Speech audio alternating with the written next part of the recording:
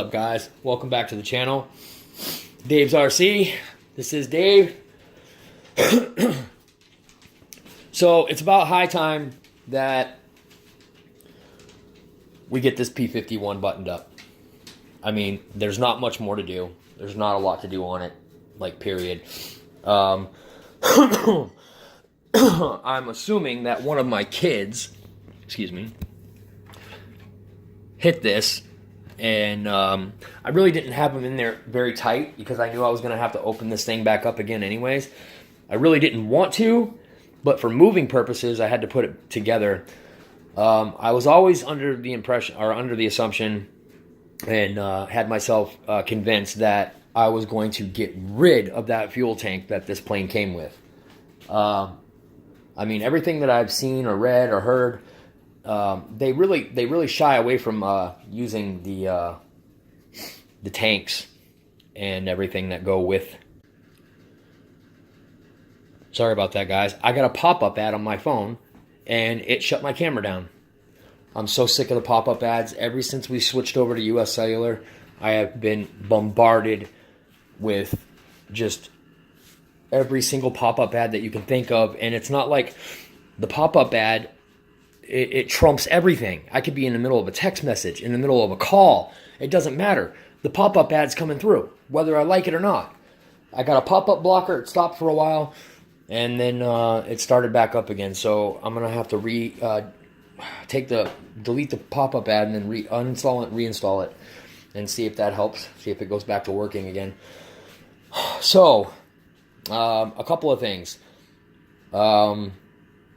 We're going to have to detach the wing section away from the plane again, which isn't that big of a pain in the ass. All I have to do is, because I have a nice big hole there that goes down. I got a nice big hole back here. You know, I fabricated a hole back there. As you can see, I'm not putting the cockpit and anything and all that stuff in here. I'm not doing any of that. I need that space right there for batteries and stuff. That big battery back there, for some reason it won't charge. So I have no idea why. It's a brand new battery, it won't charge. But anyways, guys, it shouldn't be that bad. The gear and the gear sequencers in the doors have to get pulled down through with that section, which is the only pain in the ass part about it. But everything that I've heard and I've read about, you know, kit planes like this, do not use the tank that they give you with it. And, you know, I see some people that have, I see some people that don't, you know, it's not that big of a deal. They use it. But for some reason, guys, it's not working. It's not working. I had somebody check out the carburetor, and they told me straight up that the carburetor, there's nothing wrong with the carburetor. The carburetor's fine. It has to be something, it's got to be something going on inside that tank. Something wasn't done right in that tank. So I tear that tank out of there, and I have myself a brand new tank showing up. It cost me like about $28, like plus like $6 or $7 for shipping. But it is, I can't think of the name of it now. There is a guy on YouTube, he has a YouTube channel, and he calls himself Thins. That's his name. His YouTube channel's name is Thins. He's an older guy, usually does these gasser planes like this. And I caught on to this particular, fuel tank through him. So, immediately I went back and watched the video, found out what it was, and I purchased it. So I got a brand new fuel tank coming for it. I can't think of what it is now. I think it's like a 16 ounce or something. It's their standard size. It's bigger than the one that's in here, actually. But it cuts down on all the bull crap. It is a very simplistic design that is better than the traditional tanks that we've been putting in these for a while.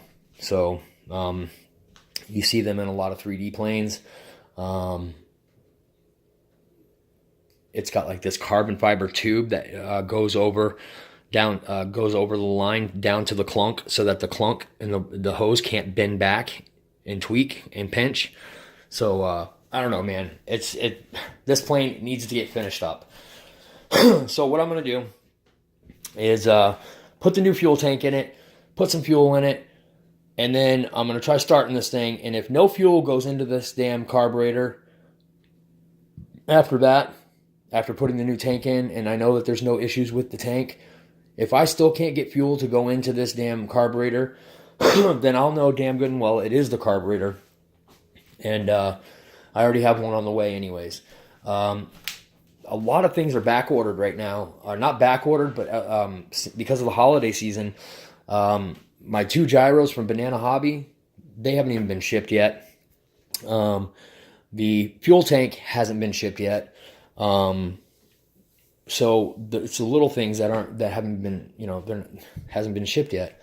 The gyros aren't that big of a deal. I've got a couple laying around in there. If I absolutely have to, I can take the one out of one of the other planes in there and put it in the Sabre when it gets here. And you guys, I also bought a Pitts biplane.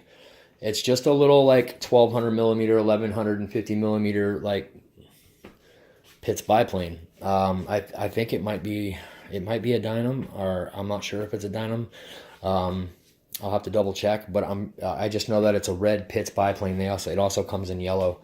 So I decided to go ahead and get myself a little biplane for a fun flyer, something that I can fly around for the winter, keep myself occupied. The cool thing about it is it runs on the 1800 milliamp batteries, which I have 3 of, and a 1600, and a couple of 2200s.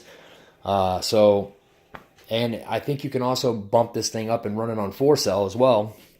And I have a couple of 4S 2250. I got one 2250 and a 2200. So plenty of batteries to just go out and fly the pee out of that thing.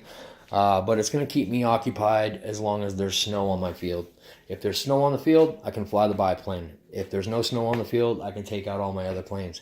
I got to go downstairs and get that L39 out of my truck and bring it up here and finish the paint job, because Cali Graphics, you guys, Cali Graphics, they rock.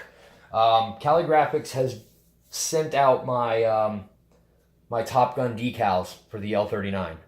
As you guys knew, or may not have known, I was doing the Top Gun paint scheme and decals on that L39. However, I did my paint job differently than the way they had theirs done. I did mine my way, but we're still going to be putting the same decal sheet onto the L39. So it's still going to be a Top Gun theme. It's just going to be painted in my way, which it's almost done. I just got to sharpen up the lines. Like I said, I got to go over it with a fine brush and just smooth things out. It looks a little rough around the edges right now, and I just want to get it all smoothed out and make it look a lot more sharp to the eye. But yeah, guys, this is the next thing on the table. Is this thing has to get done. I want to get it done. I want to get it started. I want to get the engine broken, and then I want to get it hung up and in its spot for getting ready to waiting for this spring. This is obviously a plane that I will not be able to fly at my flying field. I mean, technically I could, but I probably won't. It's just time. It's time that this gets done. I almost put it up for sale. That way I could get what I really wanted to get in the first place, which was a P-47. I wanted the P-47 or a Focke-Wulf, and for some reason this one jumped out at me and said, please pick me, and I ended up going with it. While I have this wing section off, you guys may or may not know, but right here there's a big dent in the balsa, a crack and a cut in the balsa and in this ultra coat, because that door right there, for no reason at all, just decided to fall out of its hinge one day and landed right on that wing. So yeah, guys, I was a little aggravated about that. landlord, he's not going to do a damn thing about it. But I do have homeowners insurance. So I think if it's over a certain dollar amount, like a value that gets damaged because of the property or something that's on the property or in the property, they may be able to reimburse me for it. But I'll have to pay a deductible. And the deductible is actually more than what it would cost for me to just buy that wing section all over again or fix that. So I'm gonna take this Ultra Coat off. I'm gonna cut it back. I'm gonna cut from here to here and here to here, and I'm gonna fix that balsa in there. If I can't get it perfect, which I think I will, I think I should be able to get it. It shouldn't be that bad. And then after that, I'm just gonna paint it in black and kind of hide the fact that there was ever some Ultra Coat taken away there. But yeah, guys, I mean, I'm ready to get this damn thing started, man. I'm ready to start this thing. It's got great compression. It's just not getting fuel. It's getting no fuel. It's getting spark. It's got compression. It's just getting no fuel into the engine. So, ordered a brand new Walboro carburetor, a nice brand new Walboro carburetor. It's just taken it forever to get here, along with a couple of other things that I just mentioned off to you guys. Also, I was digging these wheels.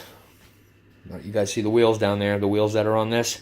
Those are just like regular Dubro wheels. I'm actually going to phony up the cash and get the aluminum ones that actually go to this plane. So that's another thing that will be changed on it soon. We're going to be putting the wheels that go on this plane, we're going to be putting those on here. They're just nice aluminum, mag wheels, nice rubber wheels. But yeah, guys, so I was going to have to open her up anyways to go inside of there and get that fuel tank done. At the same time, I'm going to have to go in there and fix that cable. The cable just came loose. It didn't break. It just came loose from up here where it attaches to the servo for the rudder. It just came loose. That's it. That's all it was.